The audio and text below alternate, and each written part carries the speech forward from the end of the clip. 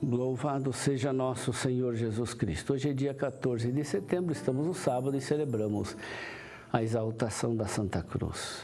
O evangelho de hoje é de João, capítulo 3, versículos 13 a 17. Naquele tempo disse Jesus a Nicodemos: ninguém subiu ao céu a não ser aquele que desceu do céu, o Filho do Homem. Do mesmo modo como Moisés levantou a serpente no deserto, assim é necessário que o Filho do Homem seja levantado, para que todos os que nele crerem tenham a vida eterna.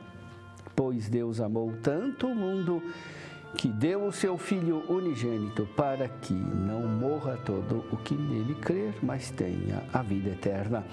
De fato, Deus não enviou o seu Filho ao mundo para condenar o mundo, mas para que o mundo seja salvo por ele. Meu irmão, minha irmã, a festa da exaltação da Santa Cruz nos coloca diante da razão da nossa alegria. Deus amou tanto o mundo que entregou o seu Filho unigênito para que não morra todo que nele crer, mas tenha a vida eterna. Deus nos ama. Esse é o dogma central da nossa fé.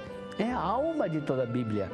É a afirmação mais importante de toda a Sagrada Escritura.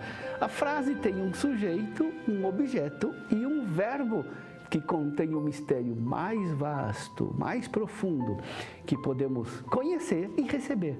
Deus e nós. Entre Deus e nós há o amor. Não é um amor genérico, é um amor que entregou o Filho unigênito ao mundo, ou seja, a nós.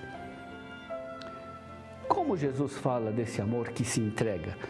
Do mesmo modo como Moisés levantou a serpente no deserto, assim é necessário que o Filho do Homem seja levantado.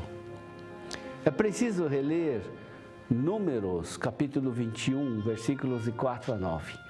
O povo passava por dificuldade no deserto, a fome, a sede, os agressores. Ao mesmo tempo, o povo recebe de Deus proteção contra os inimigos, a água que brota da rocha e o maná que desce do céu. A cada adversidade enfrentada no deserto, Deus manifesta com sinais maravilhosos o seu amor pelo povo. Muitos, porém, ainda acham que Deus não faz mais do que sua obrigação e murmuram contra Deus, dizendo que não há água e que estão enojados daquele alimento sem graça. Por isso, os culpados são atacados por serpentes de fogo e muitos morrem por isso. Ante o castigo, os pecadores se arrependem e recorrem à intercessão de Moisés. Deus manda que ele faça uma serpente de bronze e a eleva em uma haste. E todos os que eram picados pelas serpentes e olhavam para a imagem elevada no deserto, ficavam curados. Surpreendente esse episódio. Deus manda fazer uma imagem de bronze. E essa imagem é de uma serpente. Sabemos que a serpente era uma divindade cultuada como símbolo da fertilidade pelas religiões pagãs. Além disso, para piorar, a serpente é também símbolo do tentador, símbolo do mal na Bíblia. Jesus explica a sua morte e a sua ressurreição como um ser elevado. Assim como a serpente de bronze foi elevada, ele também será elevado. Olhando para Jesus, somos salvos. Olhando para o amor feito carne, olhando para Jesus que se entrega na cruz para ressuscitar, temos a salvação dos pecados. Portanto, Jesus explica que com a sua morte e sua ressurreição, ele cumpre o que foi prefigurado por Moisés no deserto. O que salvou o povo no deserto não foi a serpente, tampouco foi o mal, foi Jesus. Já no deserto, Jesus salvou os pecadores. Olhando para a serpente, eles estavam olhando, mesmo sem o saber, estavam olhando para Jesus. Eles não estavam olhando para um ídolo, nem para o símbolo do mal, mas para Jesus. E por que Deus mandou que a imagem fosse de uma serpente? De novo, a palavra de Jesus nos explica o porquê disso.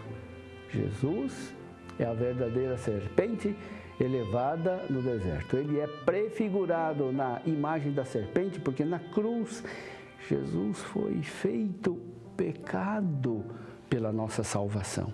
Conforme diz São Paulo, aquele que não conheceu o pecado, o fez pecado por nós, para que nele fôssemos feitos justiça de Deus. 2 Coríntios, capítulo 5, versículo 21. Deus fez Jesus pecado por nós.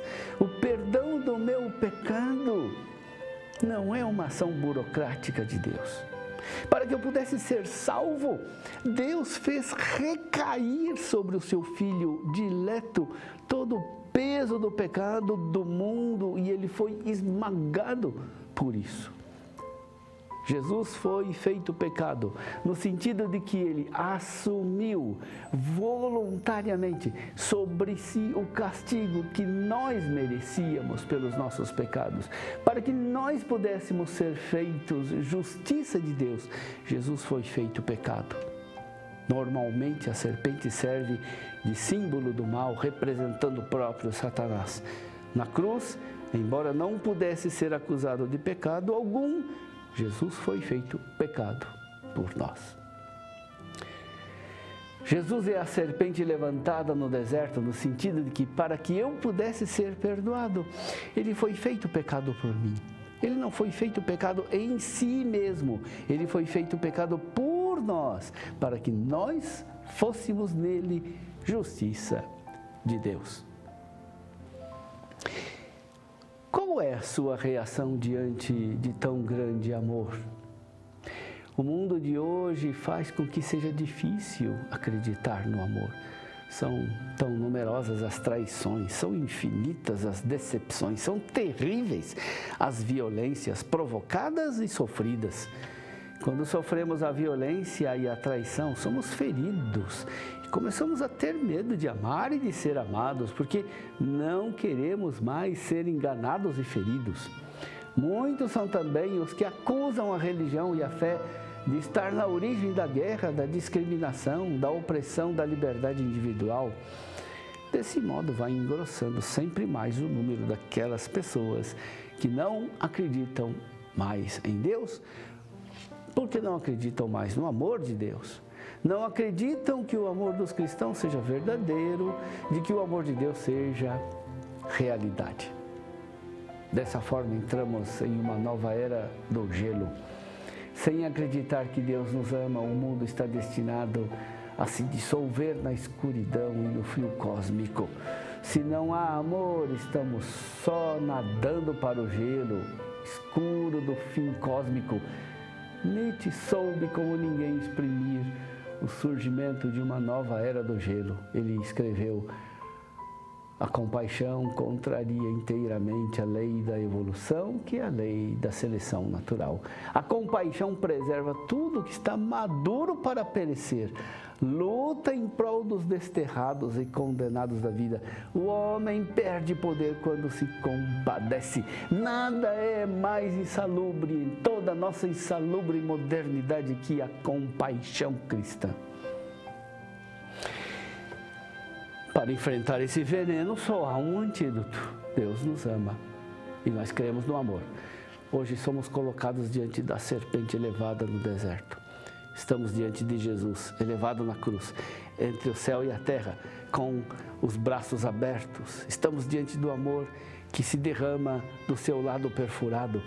Esse é o momento decisivo. Quem nele crê não é condenado. Mas quem não crê já está condenado, porque não acreditou no nome do Filho unigênito.